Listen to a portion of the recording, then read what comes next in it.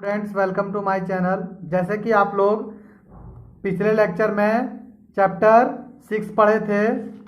ये क्या था कि झारखंड में धार्मिक आंदोलन। ठीक है, आज हम पढ़ेंगे प्राचीन काल में झारखंड। देखिए, प्राचीन काल में झारखंड में कितना है? मौर्य काल है, मौर्योत्तर काल है, गुप्त काल है, गुप्तोत्तर काल है। ठीक है, अब चलिए देखते हैं मौर्य काल। सबसे पहले मगध से दक्षिण भारत की ओर जाने वाला व्यापारिक मार्ग झारखंड से होकर जाता था। अंततः मौर्यकालीन झारखंड का अपना राजनीतिक, आर्थिक तथा सामाजिक तब महत्व था। ठीक है, अब आते हैं। देखिए, मौर्य काल में सबसे पहला जो राजा था वो कौटिल्य था। कौटिल्य का देखिए अर्थशास्त्र क्या था। कौटिल्य एक अर्थशास्त्र लिखा था। उसमें क्या क्या वो लिखा था सो देखिए।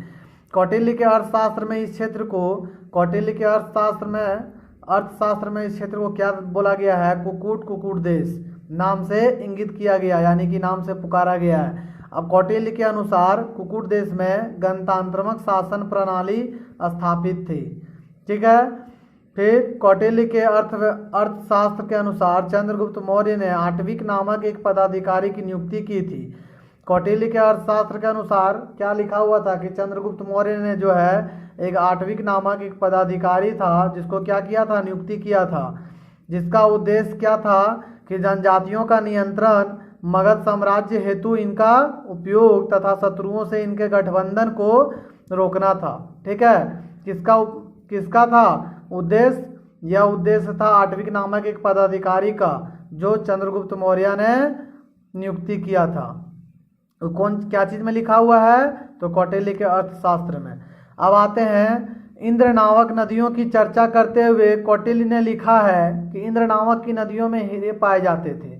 इंद्र नामक नदियों में क्या पाया जाता था? हीरा। ऐसा कौन लिखा है? कौटिल्य लिखा है।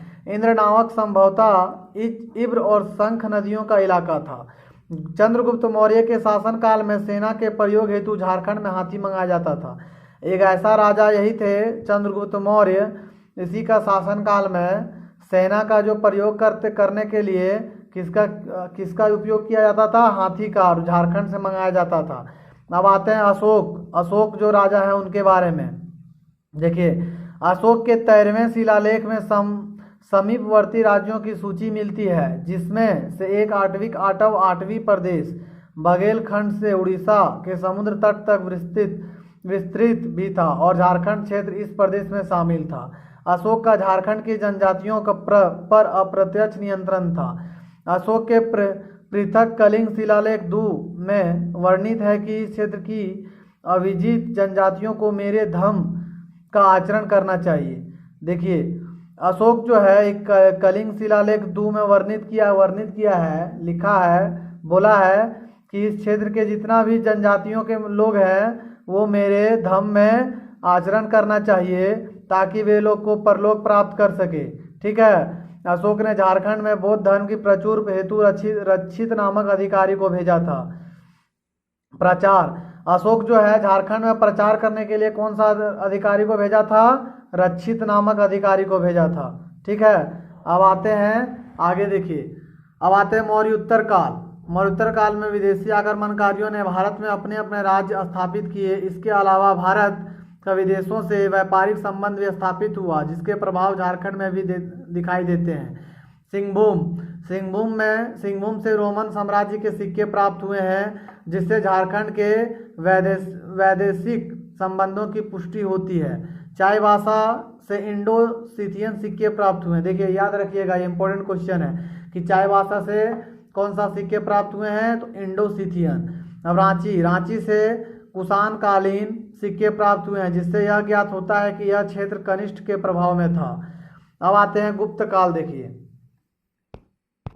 गुप्त काल में अभूतपूर्व सांस्कृतिक विकास हुआ। अंततः इस काल को भारतीय इतिहास का स्वर्ण युग कहा जाता है। हजारीबाग के मधुई पहाड़ से गुप्तकालीन पत्थरों को काटकर निर्मित मंदिर प्राप्त हुए हैं। झारखंड में मुंडा, पाहन, महतो तथा भंडारी तथा गुप्त काल का ही देन माना जाता है।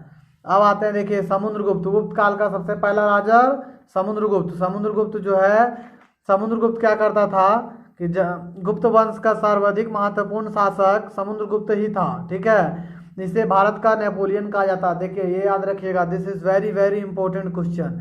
नेपोलियन किसको कहा जाता था भारत का? तो समुद्रगुप्त को। इसके विजयों का वर्णन प्रयाग प्रशिस्त, इलाहाबाद प्रशिस्त में मिलता है। प्रयाग प्रशिस्त के लेखक हरिसेन है। प्रयाग प्रशिस्त का लेखक कौन है? हरिसेन है। ये भी इंपॉर्टेंट क्वेश्चन है। इन विजयों में से एक आठवीं विजय भी था। झारखंड प्रदेश इसी आठवीं प्रदेश का हिस्सा था। इससे स्पष्ट होता है कि समुद्रगुप्त के शासनकाल में झारखंड क्षेत्र उसके अधीन था। ये क्या स्पष्ट हो रहा है? जो झारखंड क्षेत्र जो है समुद्रगुप्त के शासनकाल में किसके अधीन था? समुद्रगुप्त ने पुंड धरवन को अपने राज्य में मिला लिया, जिसमें झारखंड का विस्तृत क्षेत्र शामिल था। समुद्रगुप्त के शासनकाल में छोटा नागपुर को मुरंड देश कहा गया है। समुद्रगुप्त के प्रवेश के पश्चात झारखंड क्षेत्र में बौद्ध धर्म का पतन प्रारंभ हो गया। अब देखिए, समुद्रगुप्त जैसे ही प्रवेश किए झारखंड में, बौद्ध धर्म का क्या हुआ? वो पतन मतलब खत्म होना स्टार्ट हो गया। अब आते हैं चंद्रगुप्त द्वितीय विक्रमादित्य के बारे में। चंद्रगुप्त द्वितीय का प्रभाव झारखंड प्रदेश में भी था। इसके काल में चीनी यात्री फ्रांस 405 ईस्वी में भारत आया था, जिसने झारखंड क्षेत्र को कुकुट लाड कहा है। ठीक है, देखिए एक चीनी यात्री जो है फहारान 405 ईस्वी में भारत आया था, जिसने झारखंड क्षेत्र को क्या कहा है? कुकुट लाड। अब देखिए स्थान मधुई पहाड़ कहाँ है? हजारीबाग में। सतगावा कोडरमा में, पिठोरिया रांची में। और ये सब जो प्राप्त है अवशेष, देखिए सब ये पढ़ लीजिएगा। इसका आगे अब देखते हैं। अब आते हैं गुप्त उत्तर काल। देखिए गुप्त उत्तर काल में गौड़ पश्चिम बंगाल का शासक शशांक इस काल का एक प्रतापिक शासक था। अब इसका एक राजा का नाम क्या था? शशांक। शशांक के साम्राज्य का विस्तार संपूर्ण झारखंड, उड़ीसा तथा बंगाल तक था। अब देखिए शशांक जो ऐसा राजा था, उसका साम्राज्य कहाँ कहाँ पे विस्तार था? झारखंड में, उड़ीसा में, बंगाल में। शशांक ने अपने विस्तृत साम्राज्य को सुचारू रूप से चलाने के लिए 2 राजधानियां स्थापित की थी। शशांक जो है अपने विस्तृत रूप से चलाने के लिए 2 राजधानी किया था। पहला राजधानी क्या है? संथाल परगना का बड़ा बाजार, दूसरा है दुलमी। प्राचीन काल के शासकों में यह प्रथम शासक था जिसकी राजधानी झारखंड क्षेत्र में थी। देखो क्या है कि प्राचीन काल में यही एक शासक था जिसका राजधानी झारखंड क्षेत्र में थी। शशांक शैव धर्म का अनुयायी था। इसने झारखंड में अनेक शिव मंदिरों का निर्माण कराया। शशांक के काल का प्रसिद्ध मंदिर वेणुसागर है, जो कि एक शिव मंदिर है। देखिए शशांक के काल का एक प्रसिद्ध मंदिर है जिसका नाम क्या है? वेणुसागर, जो क्या उस शिव मंदिर है। यह मंदिर सिंहभूम और मयूरभंज की सीमा क्षेत्र पर अवस्थित कोचांग में स्थित है। शशांक ने बौद्ध धर्म के प्रति असहिष्णुता की नीति अपनाई, जिसका उल्लेख ह्वेनसांग ने किया है। शशांक ने झारखंड के सभी बौद्ध केंद्रों को नष्ट कर दिया। इस तरह झारखंड में बौद्ध जैन धर्म का स्थान पर हिंदू धर्म की महत्ता स्थापित हो गई। अब देखिए आगे हर्षवर्धन। हर्षवर्धन का सर्वाधिक शक्तिशाली शासक हर्षवर्धन था। वर्धन वंश का जो है सर्वाधिक शासक कौन था? तो हर्षवर्धन था। अब आते हैं इसके साम्राज्य में काजंगल राजमहल का कुछ भाग शामिल था। काजंगल राजमहल में ही हर्षवर्धन ह्वेनसांग ने मिला। ह्वेनसांग ने अपने यात्रा वृत्तांत में राजमहल की चर्चा की है। अब अन्य तथ्य जो है देखिए पढ़ लेते हैं हम लोग। अन्य तथ्य में क्या लिखा है कि हार्यक वंश का शासक बिम्बिसारा झारखंड क्षेत्र में बौद्ध धर्म का प्रचार करना चाहता था। वंश के समय झारखंड मगध साम्राज्य का हिस्सा था। नंद वंश की सेना में झारखंड से हाथी की आपूर्ति की जाती थी। इस सेना से जनजातीय लोग भी शामिल थे। झारखंड में दामोदर नदी के उद्गम स्थल तक मगध की सीमा का विस्तार माना जाता है। झारखंड के पलामू में चंद्रगुप्त प्रथम द्वारा निर्मित मंदिर के अवशेष प्राप्त हुए हैं। कनौज के राजा यशोवर्मन के विजय अभियान के दौरान मगध के राजा जीवगुप्त द्वितीय ने झारखंड में शरण ली थी। 13वीं सदी में उड़ीसा के राजा जय सिंह ने स्वयं को झारखंड का शासक घोषित कर दिया था। देखिए ये इंपॉर्टेंट है। ये अन्य तथ्य में एक इंपॉर्टेंट क्वेश्चन हमको दिखा।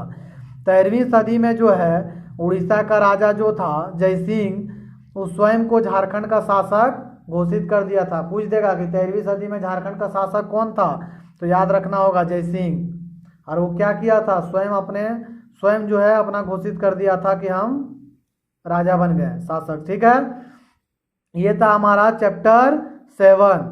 अब अगला दिन पढ़ेंगे हम लोग चैप्टर 8। तो उससे पहले अगर आप लोग को यह वीडियो अच्छा लगा हो तो लाइक करें, सब्सक्राइब करें, कमेंट करें, और कोई भी तरह का दिक्कत हो तो बेहिचक आप लोग कमेंट करके हमको बता सकते हैं। हम उस समस्या को, प्रॉब्लम को सॉल्व कर देंगे। Thank you very much.